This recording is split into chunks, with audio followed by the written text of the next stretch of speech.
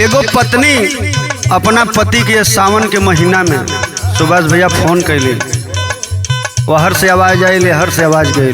मेहरारू कहला से खाली हलो हलो कहला से काम नहीं चली। हम जौन बात कहतनी ओकरे पे गौर फरमाई। इस समय बड़ी अकाज होता है। कौना भाव में कहतनी, धैला ट्रेन बल महाराज धनिया, धैला ट्रेन बल महाराज धनिया, चटकल बाट रोपनिया ना।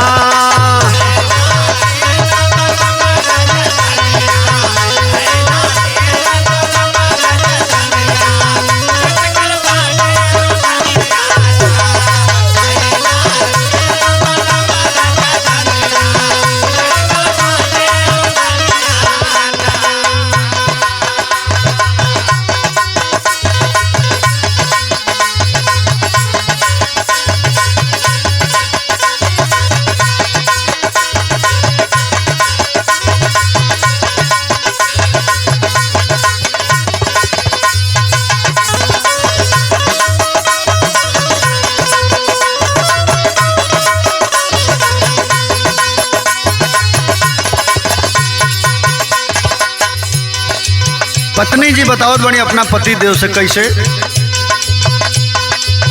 सब कर खेतवा गयल जोताई, हमारे खेते में दूब हरी आइल हो।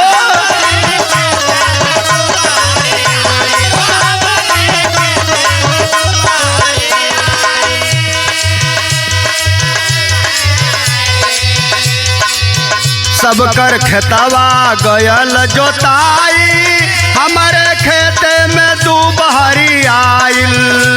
त पानी भरी के कारा जोतनिया, त पानी भरी के कारा जोतनिया, चटकल बाट रोपनिया ना। पानी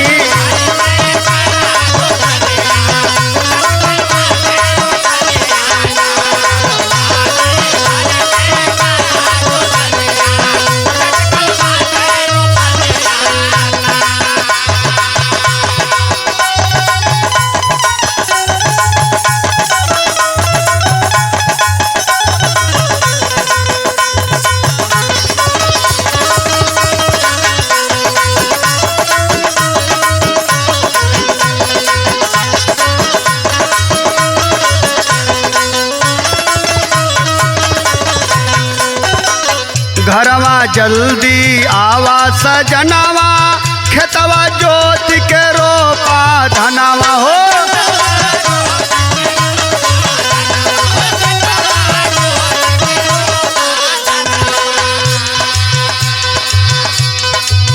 घरवा जल्दी आवा सजनावा, खेतवा जोत के रोपा धनावा। नैहर से मंगावली बेहनिया, नैहर से मंगावली बेहनिया, चटकल बाट रोपनिया ना।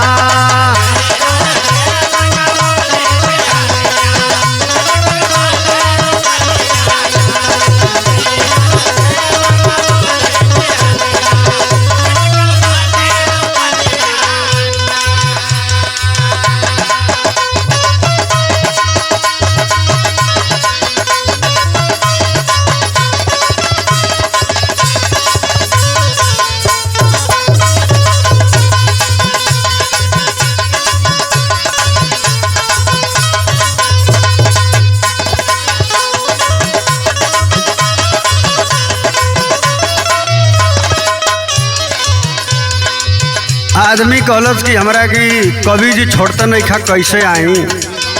मेहरारू कहलस कि पहले हम जवन कहला ओके सुना, उनकर टोपी लगा के दिन भर घूमल, उनकर बहुत बात मत कर, हमार बात सुना। रसिया कवि के चक्कर छोड़ा, मनवा हमारी ओरी अब मोड़ा हो।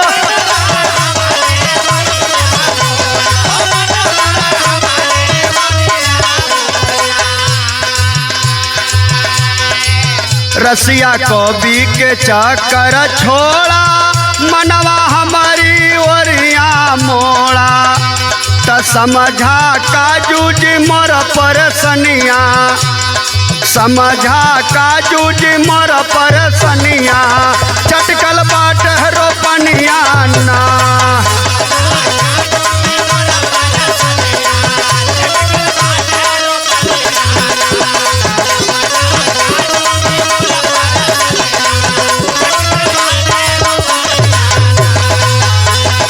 धैला ट्रेन बलम राजधनिया धैला ट्रेन बलम राजधनिया चटकल बाट रोपनिया ना धैला